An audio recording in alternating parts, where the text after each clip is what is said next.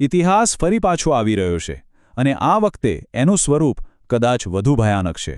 ચાલો આપણે ઊંડાણપૂર્વક સમજીએ કે શા માટે 2026 ભારત માટે એક ઐતિહાસિક રીતે ગરમ વર્ષ સાબિત થઈ શકે છે. ચાલો જરા ભૂતકાળમાં જઈએ. વર્ષ હતું 1877. એ સમયે બ્રિટિશ શાસન હેઠળના ભારતમાં ખાસ કરીને મદ્રાસ પ્રેસિડેન્સીમાં ભયંકર ગરમી અને દુકાળ પડ્યો હતો. લાખો લોકો ભૂખમરાનો ભોગ બન્યા. પણ આ વાર્તા ફક્ત ભારતની નહોતી. એ જ સમયે ચીન, બ્રાઝિલ અને આફ્રિકાના ઘણા દેશો પણ ભયાનક દુકાળની ઝપેટમાં હતા. આંકડો સાંભળીને જ કદાચ ધ્રુજારી આવી જાય. એકલા ભારતમાં જ એ ભયંકર દુકાળમાં લગભગ 2 કરોડ લોકોએ જીવ ગુમાવ્યો હતો. આ કોઈ યુદ્ધ કે મહામારી નહોતી, આ કુદરતનો પ્રકોપ હતો. આટલા મોટા વિનાશ પાછળનું કારણ શું હતું? એ હતું સુપર એલ નીનો. અને હવે લગભગ 140 વર્ષ પછી વૈજ્ઞાનિકો ચેતવણી આપી રહ્યા છે કે તે પાછું આવી રહ્યું છે. અને આ વખતે એ પહેલાં કરતાં પણ વધુ શક્તિશાળી હોવાની પૂરી આશંકા છે. તો સવાલ એ થાય કે આ અલ નીનો છે શું ભલા? અને એનાથી આખી દુનિયાના હવામાન પર આટલી મોટી અસર કેમ થાય છે? ચલો એની પાછળનું વિજ્ઞાન એકદમ સરળ ભાષામાં સમજીએ. એકદમ સાદી ભાષામાં કહીએ તો જ્યારે પ્રશાંત મહાસાગરનો એક બહુ મોટો ભાગ જરૂર કરતાં વધુ ગરમ થઈ જાય છે ત્યારે એમાંથી એટલી બધી ગરમી અને ઊર્જા નીકળે છે કે પવનની દિશા અને વરસાદનું આખું ચક્કર જ ખોરવાઈ જાય છે. જુઓ, સામાન્ય રીતે શું થાય છે?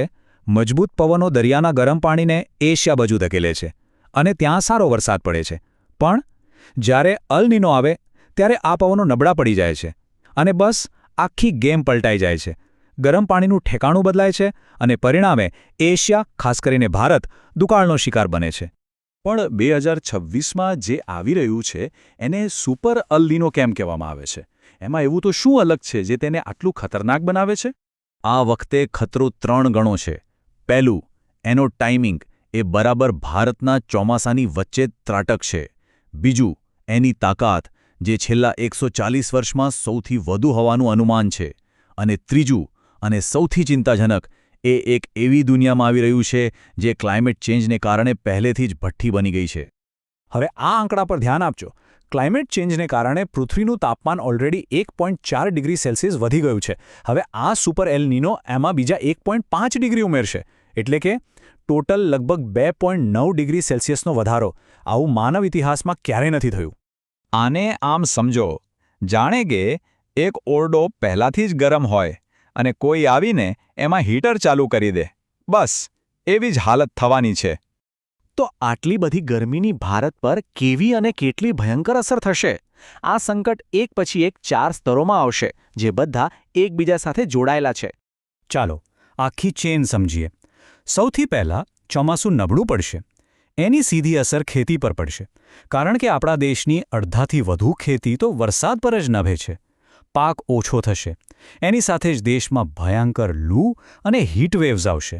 અને આ બધાનું પરિણામ ખાવા પીવાની ચીજોના ભાવ આસમાને પહોંચશે. આમ આખી સાંકળ ફરીને સામાન્ય માણસના ખિસ્સા પર જ આવશે. પણ આ મોટા મોટા આંકડાઓ અને અર્થતંત્રની વાતો પાછળ એક માનવીય કિંમત પણ છે જેની વાત બહુ ઓછી થાય છે. ખાસ કરીને એ લોકોની જેઓ સૌથી વધુ લાચાર છે. જરા વિચારો, ભારતમાં 38 કરોડ લોકો, 38 કરોડ એવા છે જેઓ ખેતી, બાંધકામ કે ડિલિવરી જેવા કામો કરે છે, જેમને આ કાળઝાળ ગરમીમાં બહાર રહેવા સિવાય કોઈ વિકલ્પ નથી. અને મૃત્યુના આંકડા? એ તો એનાથી પણ વધુ ચોંકાવનારા છે. સરકારી રેકોર્ડ જુઓ તો 20 વર્ષમાં 20,000થી વધુ મૃત્યુ નોંધાયા છે.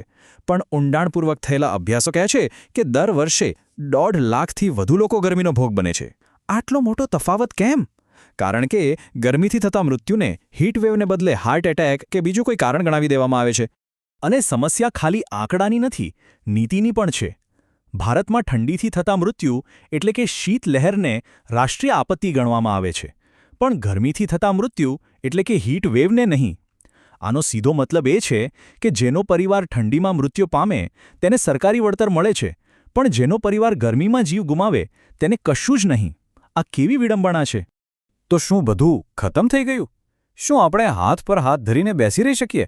ના, ચોક્કસપણે નહીં. હજુ પણ રસ્તો છે. અને તમને જાણીને નવાઈ લાગશે કે સૌથી સારો અને સરળ ઉપાય આપણી આંખોની સામે જ છે: વૃક્ષો. એક મોટું ઘટાદાર વૃક્ષ એની આસપાસના વિસ્તારને 12 ડિગ્રી સેલ્સિયસ સુધી ઠંડુ રાખી શકે છે. એક કુદરતી એર કન્ડિશનર છે. પણ દુઃખની વાત એ છે કે આપણે આ કુદરતી એસીને બચાવવાને બદલે કાપી રહ્યા છીએ. આઈઆઈટી બોમ્બેનો એક સ્ટડી તો એવું કહે છે કે 2015થી 2019 વચ્ચે આપણે જેટલા નવા વૃક્ષો વાવ્યા એની સામે 18 ગણા જૂના જંગલો કાપી નાખ્યા. વિચારો, દર એક નવા વૃક્ષ સામે 18 જૂના વૃક્ષોનું બલિદાન. તો હવે કરવું શું? અહીં 3 સીધા સાદા ઉપાય છે જે આપણે બધા કરી શકીએ છીએ. પહેલું, લોકોની સુરક્ષા. પુષ્કળ પાણી પીવું, બપોરે ઘરમાં રહેવું અને જે મજૂરો બહાર કામ કરે છે એમને પાણી અને છાંયડાની વ્યવસ્થા કરી આપવી. બીજું, દરેક વૃક્ષ બચાવો. નવા રોપા વાવવા સારા છે, પણ એનાથી વધુ જરૂરી જૂના અને મોટા વૃક્ષોને બચાવવાનું છે. અને ત્રીજું, સૌર ઊર્જા તરફ વળો. કોલસાથી ચાલતા પાવર પ્લાન્ટ ક્લાઇમેટ ચેન્જનું મૂળ કારણ છે. આપણે સોલર અપનાવીને આ નિર્ભરતા ઘટાડી શકીએ છીએ. અને અંતે એક સવાલ જે આપણા બધાના મનમાં હોવો જોઈએ: જો આપણે આજે કંઈ નહીં કરીએ તો 2026માં જે બાળક જન્મશે એના માટે ઉનાળો શબ્દનો અર્થ શું હશે? એ કદાચ ક્યારેય નહીં જાણી શકે કે સામાન્ય ઉનાળો કેવો હોય છે. એમના માટે તો 45 ડિગ્રીની ગરમી જ નોર્મલ બની જશે.